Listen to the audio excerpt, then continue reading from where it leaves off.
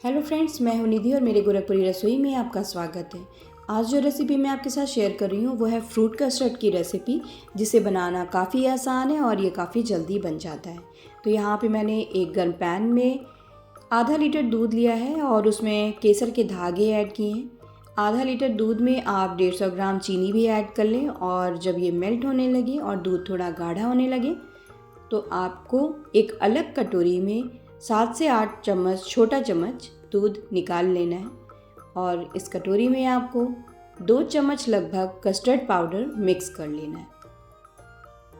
इसे आप अच्छे से मिक्स कर लें, इसमें लम्स ना रह जाएं। अच्छे से मिक्स करना है आपको और उबलते हुए दूध में आप मिक्स कर लें। जैसे ही आप ये दूध में मिक्स करेंगे दूध गाढ़ा होने लगेगा और लगभग 3 मिनट बाद ये काफ़ी थिक पेस्ट बन जाएगा। तो अगर आपको थोड़ा जो कस्टर्ड है वो थोड़ा कम थिक चाहिए तो आप इसमें मिल्क ऐड कर लें। और फ्रूट्स इसमें छोटे छोटे पीस करके मैंने ऐड किए हैं, जिसमें मैंने थोड़ा अंगूर लिया है, थोड़े काले अंगूर लिए हैं, इसके छोटे छोटे पीसेस मैंने कर लिए हैं, और सेब लिया है और बनाना मैंने लिया है। ये काफ़ी छोटे छोटे पीस में मैंने फ्रूट्स कर लिए। और भी जो सीजनल फ्रूट्स होते हैं वो आप ऐड कर सकते हैं, जैसे कि आम और स्ट्रॉबेरी वगैरह, ये आप इसमें आराम से ऐड कर सकते हैं। और ड्राई फ्रूट्स भी ऐड कर सकते हैं, जैसे काजू, किशमिश और चिरौंजी वगैरह।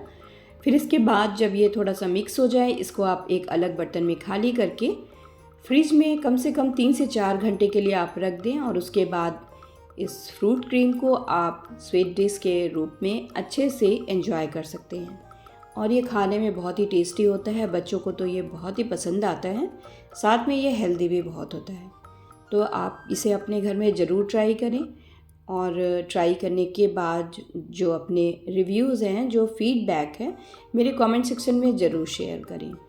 और इसी तरह से अगली बार कोई नेक्स्ट रेसिपी में मैं आपके साथ फिर से मिलती हूँ। तब तक के लिए बाय बाय।